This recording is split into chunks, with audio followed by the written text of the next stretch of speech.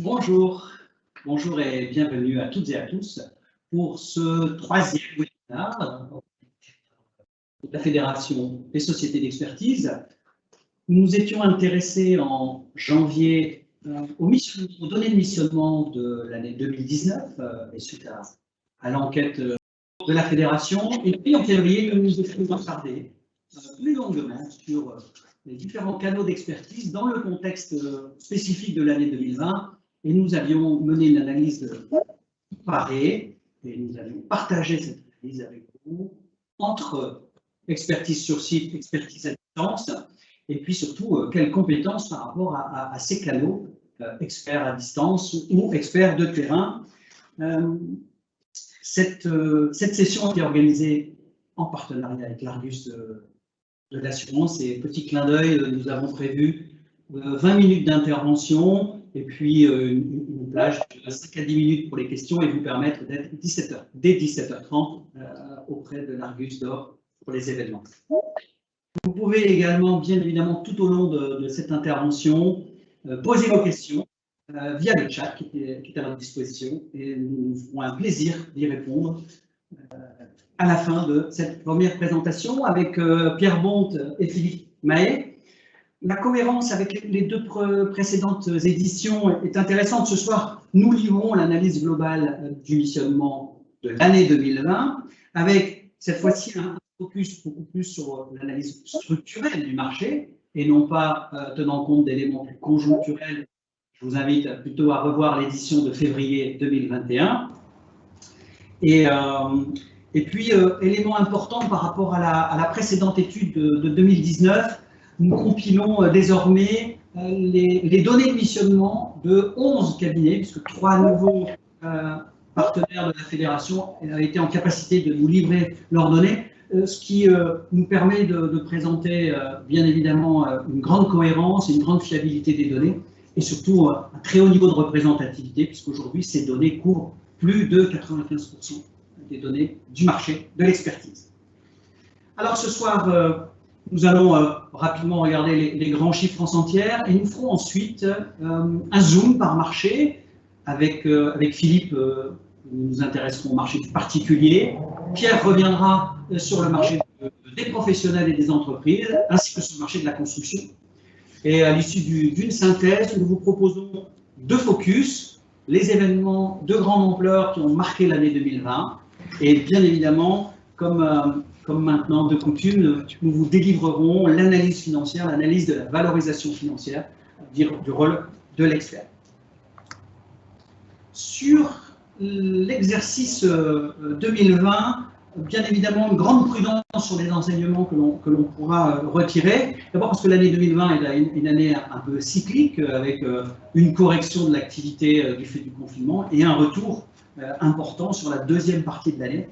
Et puis, vous le noterez systématiquement, le périmètre étant élargi sur 2020, le recul 2021-2022 sera beaucoup plus pertinent.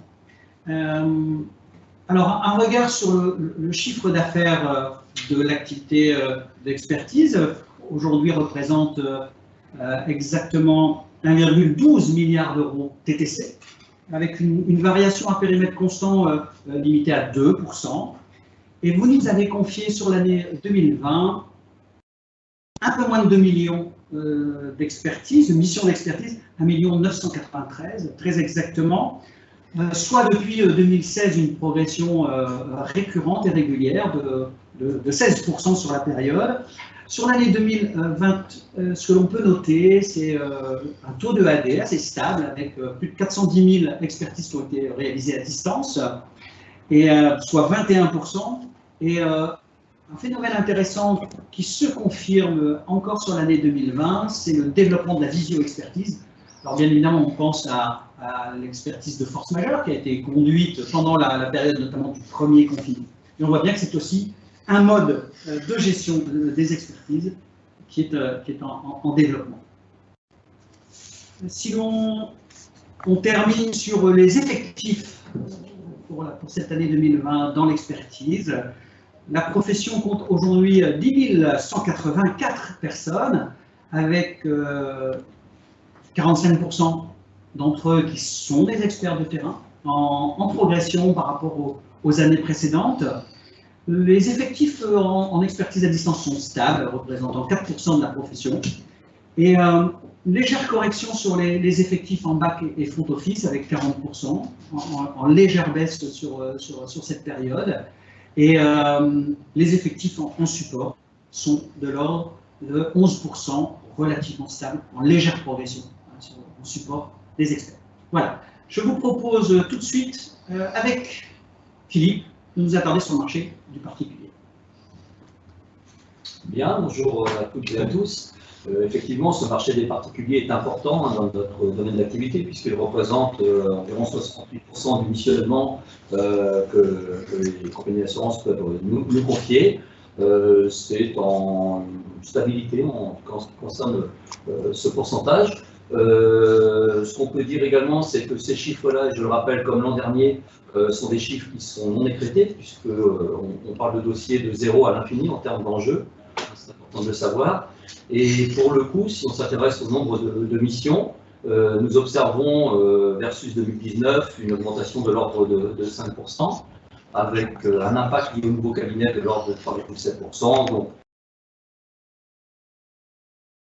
la vue d'en haut à gauche, on peut considérer une hausse de 23%, considérons que nous sommes quasi stabilisés. Nous avons ensuite, si on s'intéresse en haut à droite au montant moyen des dommages, là on observe une baisse très significative de l'ordre de 15%, qui, à mon sens et de notre analyse, peut s'expliquer par le premier confinement qu'on a vécu à compter du 16 mars 2020, donc plus de présence au domicile. Ça a été prolongé par des périodes de télétravail, donc on peut aussi considérer que pour ces dossiers, qui en termes de volume sont quasiment ISO, pour ces dossiers, la gravité a été atténuée par des interventions précoces, je pense au débordement d'appareils à effet d'eau, etc. Donc la présence au domicile fait que forcément le sinistre prend moins d'ampleur. Voilà, donc mécaniquement, si l'on retient le chiffre d'1 360 000 dossiers qui nous ont été confiés, si on retient le chiffre de 4 300 € en coût moyen, bah, mathématiquement nous arrivons à un enjeu quand même sur ce marché de 5,8 milliards, ce qui est important. Et là, pour le coup, l'impact est négligeable par rapport aux nouveaux entrants. Voilà ce qu'on peut dire. Donc, on peut dire une baisse du montant des dommages, c'est quand même l'idée forte qui est à retenir.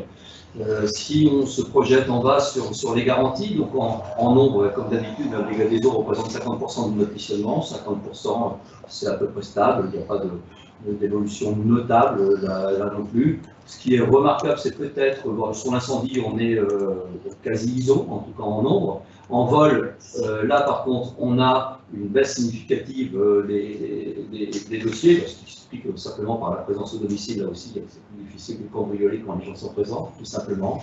Et enfin, un petit focus sur les événements de grande ampleur, où là, on a observé une remontée à niveau qui nous ramène à l'année 2018, qui avait été déjà très riche en événements, malheureusement, si on peut dire, et 2019 avait présenté une baisse. J'y reviendrai tout à l'heure dans le détail, puisqu'il y a quand même quelques événements qui ont marqué l'année 2020, et on en parlera en fin de session. Voilà ce que je pouvais vous dire. À ce niveau-là, on va revenir, excusez-moi, sur les coûts moyens. Là aussi, on voit une baisse quasi générale du montant des dommages partout. À quelques endroits, on est quasi ISO, mais la baisse est confirmée partout. Il y a un petit focus sur le vol, mais on parle de 200 € en coût moyen sur ces garanties, et les montants sont évidemment au rendez-vous. On va maintenant s'intéresser au missionnement sur les départements. Comme d'habitude et comme l'an dernier, ce sont les départements de la région parisienne, du sud-est de la France et comment dire, du nord, qui sont les plus représentés en volume ici sur ce slide. Vous remarquerez également que ces départements-là, finalement, à 15, représentent quasiment 52% de mémoire du missionnement en France entière. Donc c'est quelque chose qui est quasi constant pour les raisons évidemment de population que l'on connaît.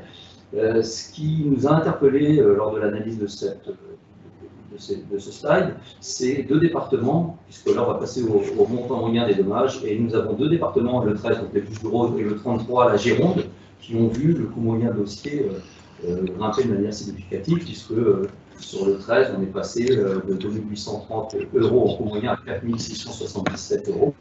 C'est une augmentation de 65%. Et sur le département de la Gironde, le 33, on est passé de 3691 € à 7277 €, soit quasi le double. L'explication après vérification auprès des différentes sociétés d'expertise, il tient au fait que certainement dans cette année 2020, des dossiers sécheresse ont été clôturés, des dossiers sécheresse qui pouvaient correspondre à des arrêtés pris ou parus les années précédentes.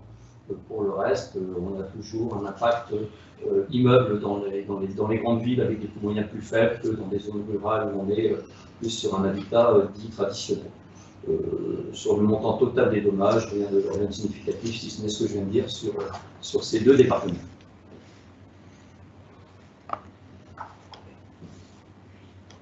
Pierre.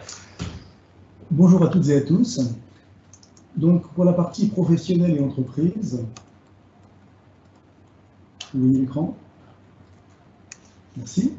Donc, on voit que le nombre de missions a cru fortement en 2020, de 21%, avec bien sûr cette nuance liée à l'arrivée de 3 nouveaux cabinets, 3 nouvelles sociétés adhérentes, qui expliquent 5% de la croissance. Néanmoins, le nombre de missions augmente donc de 16% à périmètre équivalent. Ce qui est plus impressionnant, c'est en fait le montant total des dommages qui atteint 8,1 milliards sur 2020. Et là encore, à périmètre constant, on constate une hausse de 11,5%, ce qui en fait amène un montant moyen des dommages de 18 200 € en croissance de 16%. Par rapport au chiffre qu'évoquait Philippe, 4 300 € sur le particulier, on voit effectivement un coût moyen plus de 4 fois supérieur. Alors, en fait, la Fédération française des assurances a déjà bien mis en évidence cette croissance depuis quelques années de la charge sinistre, et elle ne se dément donc pas. Sur 2020, plusieurs explications. La première est certainement liée à des conséquences d'EGA sur 2019-2020. La seconde aussi a un effet qu'on pourrait qualifier d'effet d'opportunité avec des sinistres et des vols parfois un peu douteux. Et bien évidemment, l'arrivée des 3 nouvelles sociétés évoquées à l'instant, qui sont très présentes dans le monde professionnel, explique aussi ce montant des dommages qui augmente conséquemment. Par ailleurs, on peut supposer qu'en fin d'année, certaines entreprises en difficulté aient eu peut-être tendance à déclarer des sinistres, se sentant peut-être un peu fragiles sur le plan économique.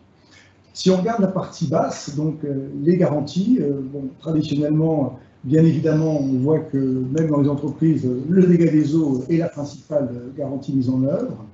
On voit aussi une forte croissance de la partie responsabilité civile, mais là encore, les nouvelles sociétés qui nous ont rejoints sont très présentes dans ce domaine. Et puis, les bris machines, les pertes d'exploitation. Alors, attention, ce chiffre de 6 000 dossiers en perte d'exploitation masque un bien plus grand nombre de pertes d'exploitation qui apparaissent dans les autres garanties. Enfin, dernier point, au niveau des charges réelles, on voit que 2 postes sont très conséquents. C'est bien sûr la charge pour les incendies avec plus de 2 milliards de dommages et la charge pour la RC avec 2,4 milliards de dommages sur l'année 2020. Côté département, donc les plus touchés, assez naturellement, on retrouve en fait des zones où la densité d'entreprises est assez forte, en Île-de-France, sur la région lyonnaise, en région PACA. À noter néanmoins quelques départements qui apparaissent comme le 26, le 42, le 06, où là, ce sont certainement les effets des EGA qui ont amené des sinistres conséquents en entreprise. Voilà donc pour la partie professionnelle. Alors, on enchaîne sur la partie construction. Alors là, l'effet de l'arrivée des 3 sociétés évoquées précédemment est sans conteste l'effet essentiel. C'est-à-dire que sans l'arrivée de ces 3 nouvelles sociétés, nous serions à un nombre de missions à peu près équivalent à l'an dernier. Puisqu'en fait, à E3, il justifie plus 28% des missions en construction. Et il est important de préciser que ces trois sociétés sont très présentes dans le monde de la construction. Au niveau du montant des dommages, là encore, une croissance qui est de 30% sur l'année, avec 50% liés à ces nouveaux cabinets, ce qui tente à prouver qu'en fait, ils sont très présents sur les dossiers à fort enjeu de construction. Par contre, le montant moyen des dommages reste à peu près équivalent aux années précédentes à 13 300 €. Ce qu'il faut enfin indiquer, c'est côté garantie, bien évidemment, le dommage ouvrage reste la garantie essentielle, la croissance étant là aussi liée à l'arrivée de ces nouvelles structures. La partie RCRC décennale aussi, les autres garanties sont mineures. Ce qu'il faut quand même évoquer, c'est qu'on peut supposer que certains dossiers ont pu en fait être générés après le redémarrage, après que le confinement soit terminé, par des sociétés qui, dans la construction, ont peut-être mûri certaines réclamations et les ont déclarées après coup. C'est une hypothèse, mais encore une fois, quand l'activité baisse, on joue parfois un peu sur le contentieux, on ne peut pas se le cacher. Dernier petit point sur la construction. Très clairement, le marché a repris fortement. Le marché de la construction est en plein boom et certains de nos cabinets connaissent aujourd'hui une activité en croissance de 30 à 50%. Et pour tout vous dire, notre stratégie de renforcement des experts crack est au cœur de nos préoccupations pour pouvoir répondre aux besoins du marché. Côté département, on y arrive. Merci. Comme l'an dernier, comme l'avait bien expliqué Jean-Vincent Raymondis, on retrouve des départements touchés essentiellement sur les façades maritimes. On les retrouve dans le Grand Ouest, sur Nantes, sur Rennes, le Sud, sur Bordeaux, et bien sûr le Sud-Est. Pourquoi? Tout simplement parce que des programmes immobiliers de construction sont très nombreux sur ces trois zones, avec en plus l'effet, bien sûr, précipitation qui peut affecter le clos et le couvert dans ces zones maritimes. Voilà donc pour la partie construction. Alors, en synthèse de ces trois marchés, nous constatons sur le particulier plutôt une baisse des coûts moyens, ce serait peut-être l'enseignement clé que nous pourrions retirer. Nous reviendrons sur les événements de grande ampleur dans quelques instants pour achever ce focus sur le particulier. Sur les professionnels et les entreprises, c'est le fait marquant et l'augmentation de la charge sinistrale, puisque nous avons franchi 8 milliards cette année d'indemnisation, avec, Pierre l'évoquait, un coût de sinistre moyen au-dessus de 18 000 €, 18 200 € pour l'année 2020. En construction, bien sûr, l'arrivée des nouveaux cabinets a nécessité 1 ou 2 années supplémentaires d'analyse pour en mesurer tous les impacts, mais nous sommes presque à 99% de couverture du marché, donc c'est intéressant. Là, ce que l'on peut noter, c'est plutôt une stagnation des volumes et des coûts à périmètre constant. Venons immédiatement sur les événements marquants de l'année 2020 avec Philippe. Oui, alors effectivement, l'étude fait ressortir 3 événements principaux. On a retenu la tempête Alex, mais France entière dans un premier temps. On a tenu également à dissocier les événements qui ont marqué les 3 vallées, que ce soit la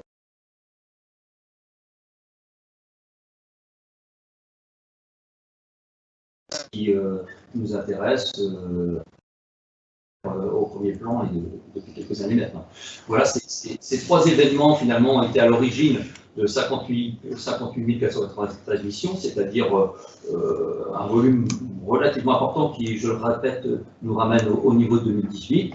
Nous avons également traité 12% de ces dossiers en expertise à distance, donc il y a une belle progression, et ça représente 3% du volume total qui nous a été confié en 2020.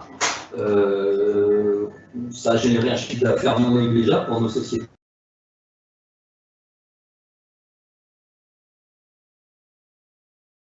Ce chiffre-là, avec quelques 1031 dossiers supérieurs à 150 000 € et 3 dossiers supérieurs à 1 million d'euros. Mais je rappelle ici que nous ne parlons que des sinistres clos. Et si on ne parle que de ce qui s'est passé dans les vallées, dans le 06, Évidemment qu'au 31/12/2020, les dossiers n'étaient pas clos, en tout cas les dossiers les plus importants. Donc on peut passer au slide suivant, s'il vous plaît. Donc sur ce nombre de dossiers traités sur le premier événement, tempête Alex, France entière, hors vallée, nous avons eu 4618 missions confiées, dont 8,8% ont été traitées sur le mode d'expertise à distance.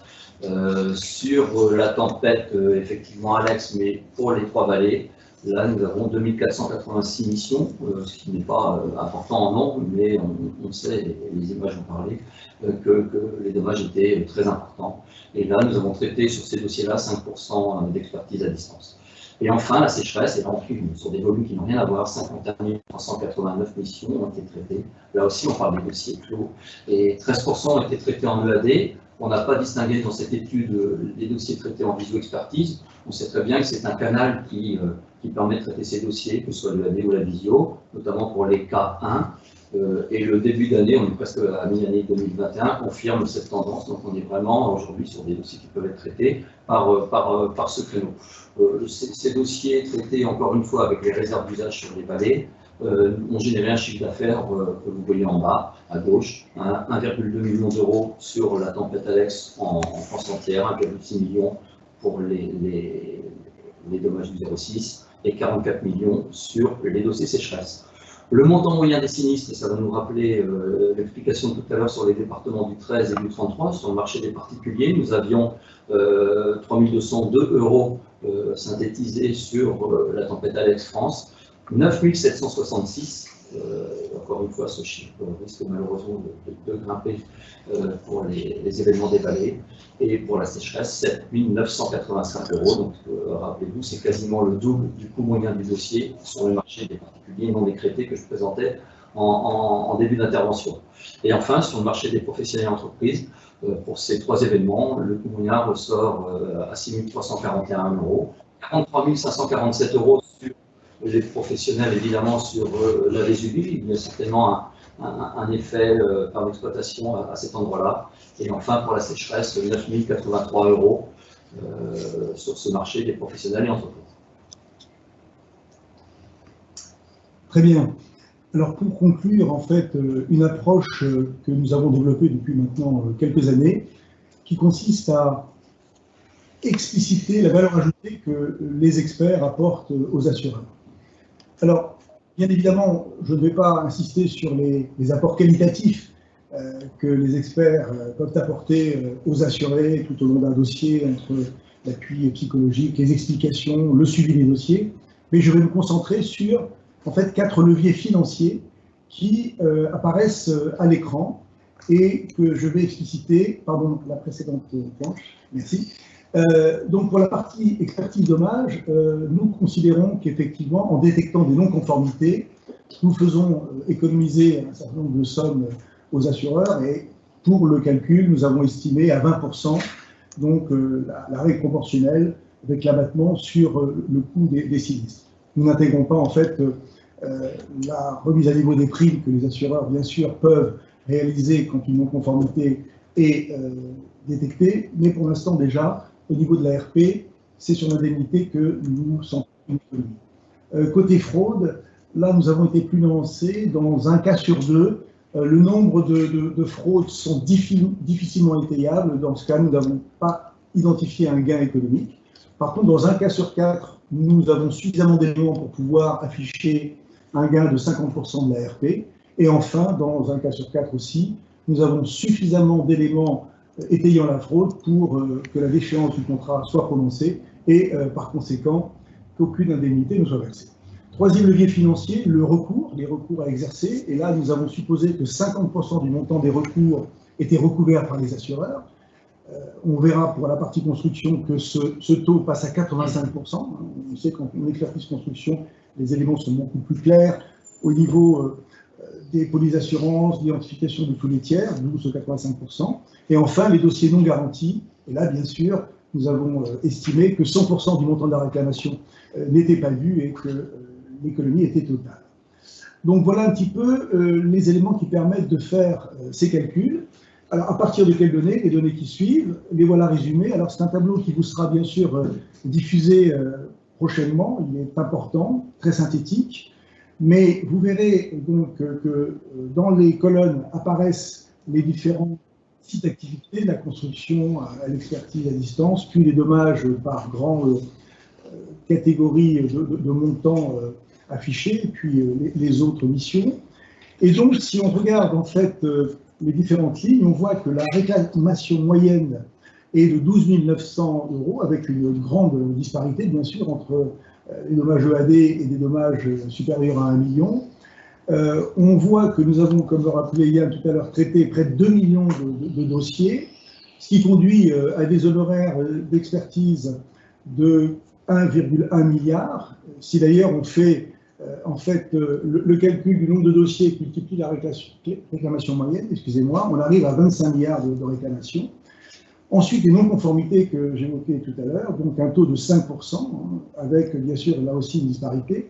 La conformité du risque est plus facile à établir sur l'expertise sur site que sur de l'EAD. Ensuite, les fraudes. Là encore, les fraudes, un niveau de 1,5% de fraudes détectées, avec là encore une plus grande capacité à détecter ces fraudes sur la partie terrain. Les recours, des taux de recours importants, avec une moyenne à 12,5%, et des pics aussi sur les dommages donc, entre 0 et 20 000 €. Et enfin, les dossiers non garantis, 22,33%, c'est quasiment un dossier sur 4 qui sera sans suite, et c'est un total de 445 000 dossiers donc, qui n'apparaissent pas à indemniser. Enfin, si maintenant on essaie de chiffrer donc, précisément ces gains, à travers les 4 leviers identifiés, on voit qu'on économise 316 millions € par rapport aux non-conformités, de l'ordre de 110 millions € par rapport aux fraudes détectées, un montant énorme, 1,4 milliard pour les recours à exercer détectés, et enfin, le fait de ne pas garantir certaines réclamations et de ne pas donner suite nous permet donc une économie de 5,7 milliards, soit au total 7,6 milliards d'euros pour ce gain financier. Ça, c'est le gain brut. Si maintenant on retranche de ces 7,6 milliards le 1,1 milliard représentant nos honoraires, on obtient un gain net de 6,4 milliards. Et le ratio honoraire donc dépensé par les assureurs et retour avec ce gain économique de 6,4 milliards fait apparaître un ratio de 585%, avec là encore une grande disparité bien sûr selon les catégories, mais on voit très clairement que le fait de confier une expertise à un cabinet est un élément extrêmement rentable, c'est un investissement fort pour les assureurs, avec une rentabilité sans conteste. Voilà pour cette partie bilan économique. Merci. Il est 17h30. Nous pouvons switcher dans quelques minutes pour les Argus d'or. Il nous reste néanmoins un espace d'échange avec peut-être les questions sur lesquelles vous avez pu nous interpeller au cours de cette présentation. Avons-nous des questions? Oui, quelques questions sur le chat, n'hésitez pas à continuer à en poser. Pouvez-vous rappeler les nouvelles sociétés qui ont rejoint le panel de la FSE? Alors, Equad, on va revenir sur la présentation, XI Group et le groupe RG. Voilà les 4 sociétés d'expertise. Comment mesurez-vous l'impact de l'IRSI sur les coûts et sur les coûts? Alors l'IRSI, c'est vrai que notre étude n'est pas assez fine pour qu'on puisse répondre précisément à cette question qui est pertinente. Ce qu'on sait, c'est qu'indéniablement, il y a un effet augmentation du coût moyen par le biais de cette nouvelle convention, elle est encore jeune, et on retient l'idée en tout cas d'essayer de pourquoi pas, lors de cette prochaine session, de vous présenter quelque chose d'un peu plus détaillé en la matière. Dans les sinistres pro et entreprises, il y a de nombreux autres avec des coûts importants. De quoi s'agit-il? Alors, effectivement, on retrouve dans cette catégorie donc, des dommages électriques, des pertes de marchandises. On va retrouver aussi des missions de protection juridique, défense recours, mais aussi des missions liées aux risques agricoles, des missions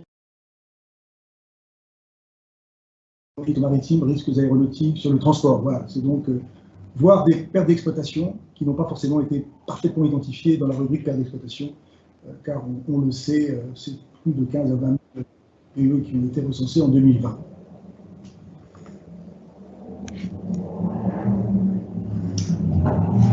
Plus de questions à cette heure. Eh bien, un immense merci pour votre participation. Vous retrouverez prochainement, bien évidemment, le replay. Nous invitons, bien sûr, comme les 2 précédents webinaires, à revisionner pour votre intérêt. Et puis, nous vous donnons rendez-vous d'ores et déjà le 5 octobre 2020. Et puis, un très bel été à toutes et à tous. À bientôt. Au revoir. Au revoir.